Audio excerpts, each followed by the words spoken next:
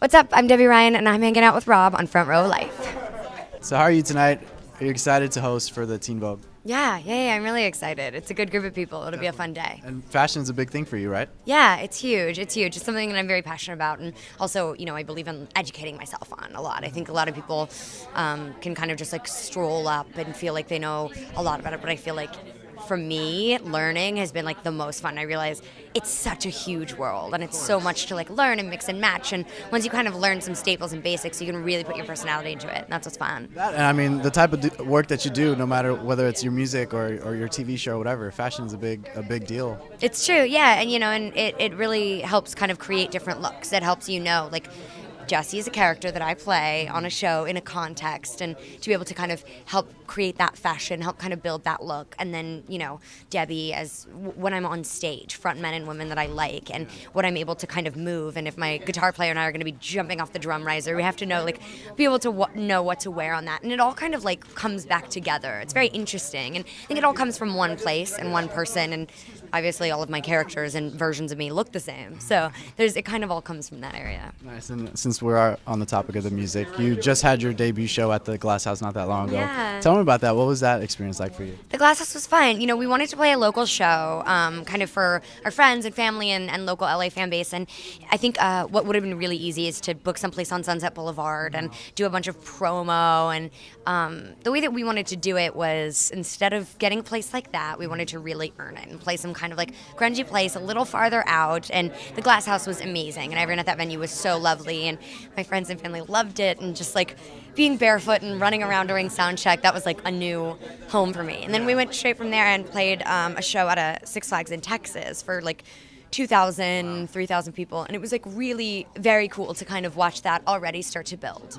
Now, I mean, obviously you're comfortable in front of the camera, but did you feel comfortable on stage in front of all of your fans singing? I was fine, and then 10 minutes before I couldn't breathe, and then the second that my kind of cue comes on in the intro and I start to walk on stage with the boys, it was what we've been doing. Sitting in the lockout that smells like old Doritos until 3 a.m. and everyone's singing and playing, that sort of energy just comes to life on the stage. Very cool. And what are the plans for the Never Ending? You just released the EP One, so Yeah. What else can we expect? We're constantly writing, and so we're making new music. We're about to release new music. We have a song called Follow that we've been playing live, and people have really wanted to hear a produced version of that. So we're kind of working on finding different producers and really creating that kind of production sound on the back end and making sure we're always evolving and growing. But we're playing a lot of local shows. I'm going back into Jessie, so it's going to be a little bit weird, but we're, on weekends we're running out and doing shows. So we're coming to people's backyards. So when did you realize that you could write music?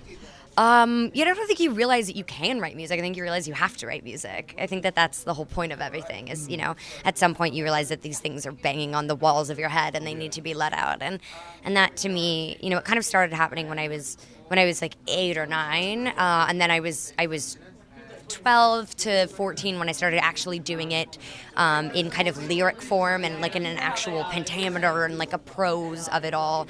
And then the weird part is that I started accidentally writing with my brother, and he would do co-writing sessions and produce for people and bring me in to kind of work on a lyric here, change a melody here, and I realized it was something that I absolutely loved, and I didn't want to Yeah, me and the guys are incredible, and I think it really came to life in the Never Ending. It came to life with those sorts of people and standing up there and hearing the way that they care about their instrument, the way they care about telling stories, and we all have very similar hearts towards the same thing, but we're doing it completely differently. And that amalgamation and that juxtaposition between people is the beauty of the Never Ending. What I like the most is that it's not what everybody expects from a Disney artist going into music. It's completely different, as if you just started doing music for the first time, Yeah, well, thank you. To me, I didn't want it to ever feel like a character that I was playing. I wanted it to feel like a very true extension of myself, which, by the way, was one of the most terrifying ventures I had ever done creatively. To really let people see me instead of this controlled brand of myself was terrifying, but also has been the most rewarding, fulfilling thing. And when you realize that this song that you write at 2 a.m. in your bedroom, crying because you have no other way to feel, then people are getting tattoos of their lyrics on themselves. And that, to see how full circle that comes, it's absolutely insane and a huge blessing.